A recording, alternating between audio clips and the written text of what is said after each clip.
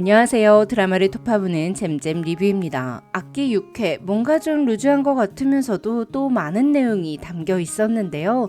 산영이가 사람 죽이면 조서를 예쁘게 써준다고 했던 홍세는 승진 악기에 씌였고, 돈 많다고 잘난 척하던 윤정이는 악기에 씌여 사람들을 죽여왔습니다.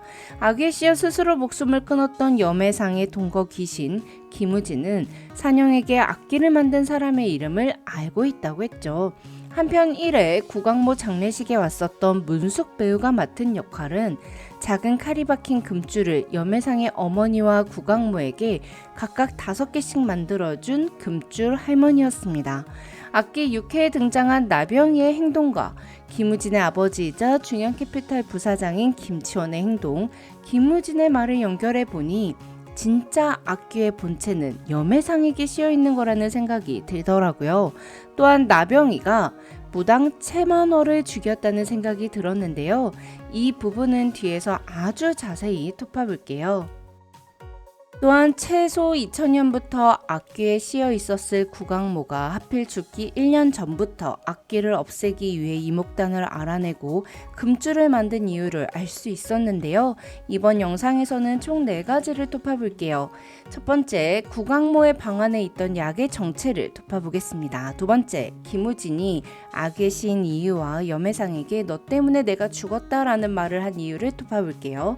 세 번째, 악기가 산영에게 왜 김우진의 사진을 보여줬는지 톱어보겠습니다. 네 번째, 나병희와 염해상의 어머니 채만월까지 그 집안의 비밀을 톱어볼게요. 첫 번째, 구강모부터 시작하겠습니다. 악기를 보면서 계속 궁금했던 점이 있어요. 구강모는 왜 죽기 1년 전 악기를 없애기 위한 조사를 시작한 걸까요? 장진리에 살았던 할아버지를 찾아가 이목단에 대해 물어본 것도 1년 전이었고, 연매를 만든 비정한 무당이라는 기사를 썼던 기자의 딸을 찾아간 것도 1년 전이었으며, 작은 칼이 박힌 금줄을 5개 만들어 달라고 의뢰한 것도 1년 전이었습니다. 2000년 구강모를 비판하던 교수가 손목에 불구멍이 있는 채로 죽었다는 것을 보아 구강모는 최소 2000년부터 악기에 씌어 있었는데요. 그리고 2002년 윤경문의 뱃속 태아를 죽이던 머리를 풀어헤친 악기의 그림자는 꽤나 컸어요. 즉 구강모에게 붙어서 구강모의 욕망을 채워주며 점차 자신의 힘을 키워가고 있었던 거죠. 즉 악기가 둘째를 죽이고 장모를 죽였던 2002년 구강모는 악기를 없애기 위한 방법들을 연구하기 시작했어야 합니다. 근데 죽기 1년 전부터 한 이유가 6회에 나왔더라고요. 하원제를 청소하던 중 산영은 구강모가 처방받은 약을 발견합니다. 구강모는 연희대학교 병원에서 2007년 1월 29일 약을 처방받았는데요. 그 약을 하나도 먹지 않은 듯 해 보였어요. 어떤 병을 앓고 있었던 구강모는 왜 2007년에 처방받은 약을 먹지도 않고 보관만 했던 걸까요? 2007년은 경기 북부 저수지 자살 사건이 발생한 해입니다. 구강모의 민속학 제자인 문체부 소속 공무원 황차이가 죽었는데요. 2007년까지만 해도 구강모는 악기를 없애기 위해 꾸준히 연구를 지속해온 것 같아요.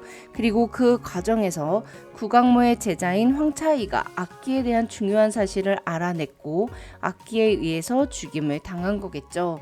물론 황차이를 죽인 건 악기에 씌인 구강모였을 겁니다. 구강모는 악기를 없애려다가 제자까지 죽자 황차이가 죽은 2007년부터는 악기를 없애려는 활동 자체를 아예 안 하고 화원제의 방 안쪽에 금줄을 치고 자기 자신을 가둬버린 것 같아요. 그리고 악기에 씌인 자신이 죽으면 악기가 사라질 수도 있지 않을까 해서 처방받은 약을 먹지 않고 그대로 뒀던 것 같습니다. 하지만 죽기 1년 전 구강모는 다시 악기를 없애려는 행동들을 했죠. 이는 악기가 자신이 죽으면 산영이를 노릴 수도 있다는 걸 알았기 때문인 것 같은데요. 악기가 구강모에게 속삭였겠죠. 너가 죽으면 난 너 딸한테 갈 거라고 말이죠.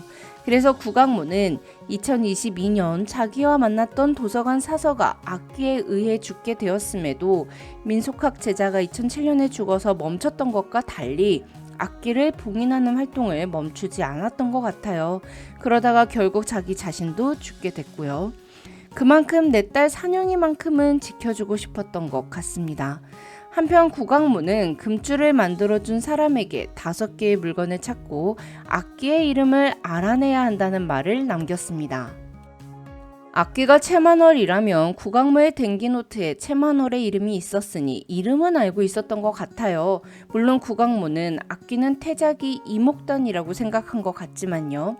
염해상은 악기를 없애기 위해서는 악기가 사람을 죽인 장소에 악기에 의해 죽임을 당한 사람의 물건을 봉인해야 함을 알아냈습니다.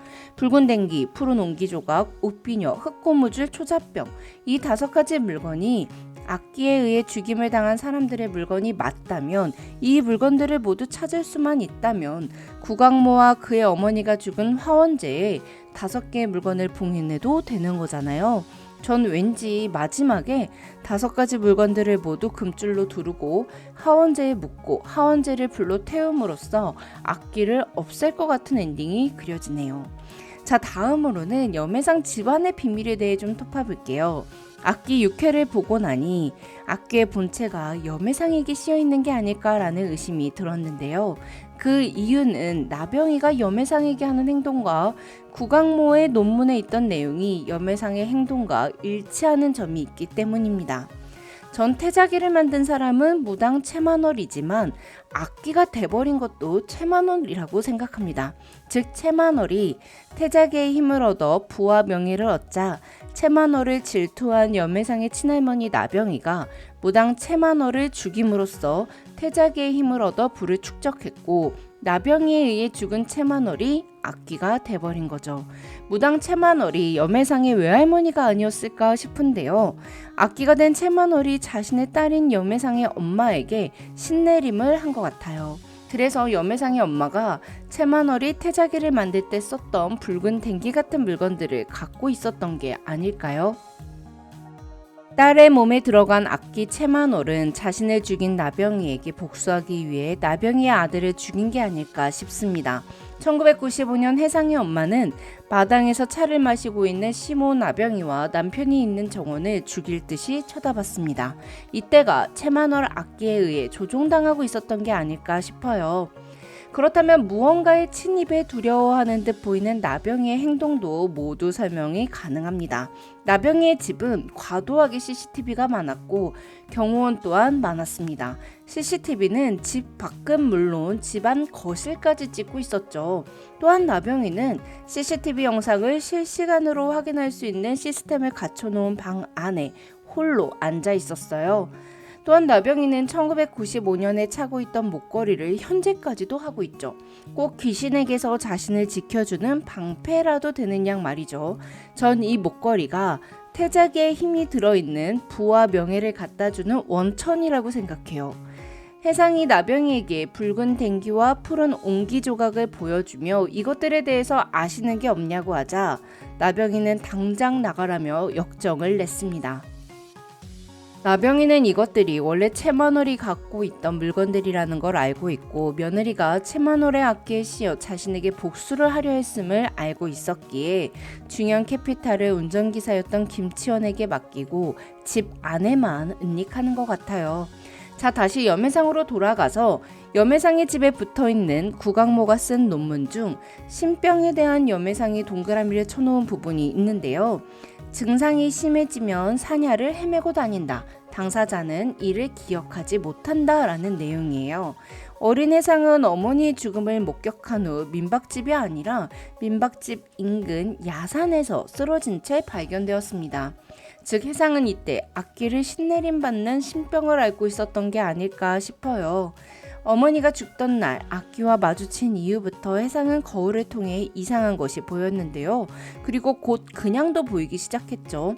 하지만 아들을 지키기 위해 위험을 무릅썼던 염해상 어머니의 보호막 같은 게 염해상에게 씌워져 악기는 염해상의 정신을 장악하진 못한 게 아닐까 싶어요. 그래서 악기는 이때 염해상의 몸에 본체를 살짝 남겨두고 구강모에 가서 욕구를 채워주며 힘을 키운 것 같습니다. 이제 김우진에 대해서 톱어볼게요. 집에서 짐을 챙겨 나와 하원제에 온 산영은 화장대의 세 번째 서랍이라고 말하는 악기의 목소리를 들었습니다. 그리고 방 서랍 속에서 오래된 필름을 발견했죠. 사진 안에는 1995년도에 찍은 어떤 집이 있었는데 이는 혜상이 어렸을 때 살았던 현재 나병이가 살고 있는 집이더라고요. 그 다음에는 1999년도에 찍은 아기도 사진이 있었습니다. 그리고 복원된 사진에는 염혜상의 동거귀신 김우진이 있었죠. 일전에 혜상의 집에서 유리에 비친 김우진을 봤던 산영은 악기가 보여준 사진을 보고 혜상의 집에 찾아갔고 혜상이 없는 빈집에서 귀신 김우진과 마주했습니다. 산영이 악기가 아기들을 가리킨 게 다른 사람들 때문인 줄 알았는데 너 때문이었다며 너 누구냐고 아는 게 있는 거냐고 묻자 김우진은 산영이 아니라 악기의 그림자를 내려다보며 난 몰라 이름만 봤을 뿐이야 널 악기를 만든 사람 이름이라고 말했습니다. 김우진의 아버지이자 나병이의 운전기사였던 김치원은 나병이가 최만호를 죽였다는 걸 알게 되어 비밀을 지켜주고 충성을 다하는 조건으로 부사장까지 오른 게 아닐까 싶어요.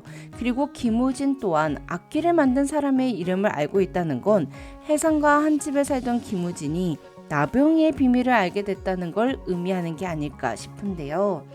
악기가 산영이에게 악기를 만든 사람의 이름을 알고 있는 김우진의 정체를 알려준 것도 나병이가 최만호를 죽였다는 걸 밝히고 싶었기 때문일 것 같습니다. 본인이 태자기를 만들기 위해 아이들을 죽인 건 아무렇지도 않지만 자신이 나병이에게 죽임을 당한 원한은 잊을 수 없을 테니까요. 김우진이 염혜상에게 너 때문에 죽었다 류의 말을 한 건 김우진이 부잣집 아들인 염혜상을 부러워해서 아기에 씌었고 그로 인해 자살을 했다는 뜻 같아요. 김우진이 그 집에 가기 싫은 건 부자인 염혜상과 비교되며 살았던 공간에 가면 예전의 기억이 떠오르기 때문일 것 같고요. 그런데 악기가 알려준 사진은 도대체 누가 찍은 걸까요? 구강모가 찍은 게 맞긴 한 걸까요? 1995년에 구강모가 염혜상이 살던 집에 들어갈 순 있었겠죠. 염혜상의 어머니와 친분이 있었을 테니까요. 하지만 1999년에 어떻게 아기도 앞에 있는 김우진의 사진을 찍은 걸까요? 염혜상과 구강모는 생전에 단 한 번도 만난 적이 없는데 말이죠. 어서 수많은 떡밥들이 좀 풀렸으면 좋겠네요. 지금까지 드라마를 톱파보는 잼잼 리뷰였습니다. 감사합니다.